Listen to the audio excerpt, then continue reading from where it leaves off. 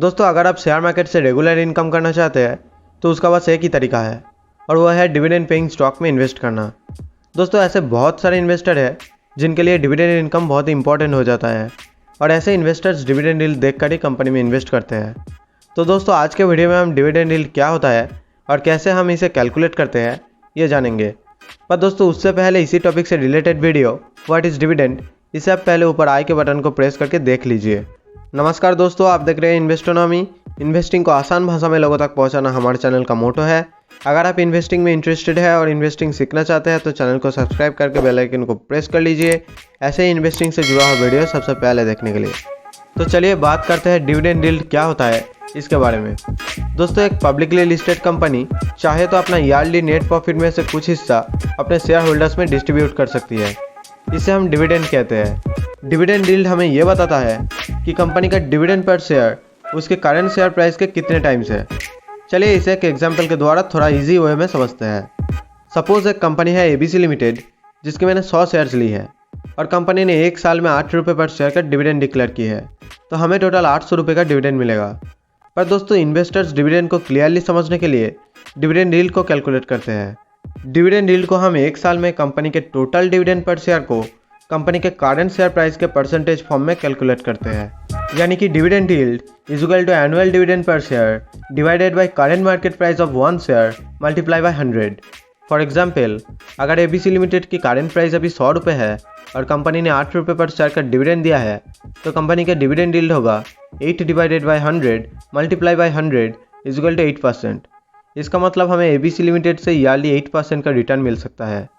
वही अगर एक दूसरी कंपनी XYZ लिमिटेड का करंट शेयर प्राइस 200 रुपीज़ है और कंपनी साल भर में 9 रुपये पर शेयर का डिविडेंड देती है तो कंपनी का डिविडेंड यील्ड होगा 9 divided by 200 multiply by 100 is equal to 4.5%। इसका मतलब है हमें XYZ लिमिटेड से ईयरली 4.5% का रिटर्न मिल सकता है। डिविडेंड यील्ड हमें हेल्प करता है दो डिविडेंड पेइंग कंपनी को कंपेयर करने में कि कौन सी कंपनी अपने शेयर प्राइस के अकॉर्डिंग ज़्यादा डिविडेंड देती है। दोस्तों अगर हम डिविडेंड यील्ड की फॉर्मूला को देखें तो हम देखेंगे कि डिविडेंड यील्ड का करंट शेयर प्राइस से उल्टा रिलेशन है। इसका मतलब अगर कंपनी की शेयर प्राइस बढ़ेगी तो उसका डिविडेंड यील्ड घटेगा। इसका अपोजिट अगर कंपनी की शेयर प्राइस घटेगी तो डिविडेंड यील्ड बढ़ेगा। दोस्तों इसीलिए कई बार किसी कंपनी का डिविडेंड यील्ड बहुत हाई हो जाता है उसका शेयर प्राइस गिर जाने की वजह से, और ठीक इसी तरह कई बार किसी कंपनी का डिविडेंड यील्ड बहुत लो हो जाता है उसका शेयर प्राइस बढ़ जाने की वजह से।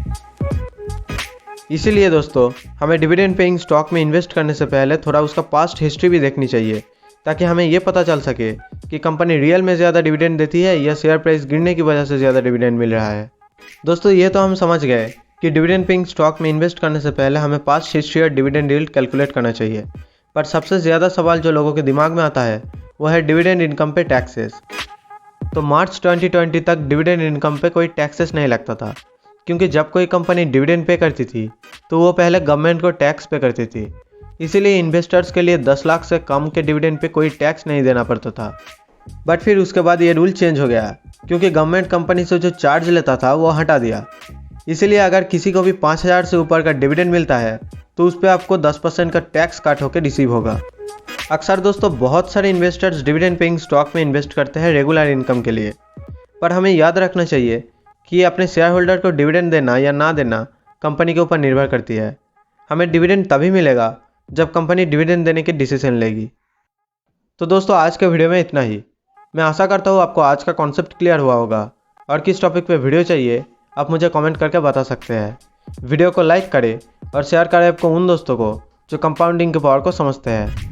दोस्तों मैं आगे भी स्टॉक मार्केट और म्यूचुअल फंड से जुड़ा हुआ वीडियो लाता रहूँगा, तो आप चैनल को सब्सक्राइब करके बेल आइकन को प्रेस कर लीजिए ऐसे इन्वेस्टिंग से जुड़ा हुआ वीडियो सबसे पहले देखने के लिए। Thank you.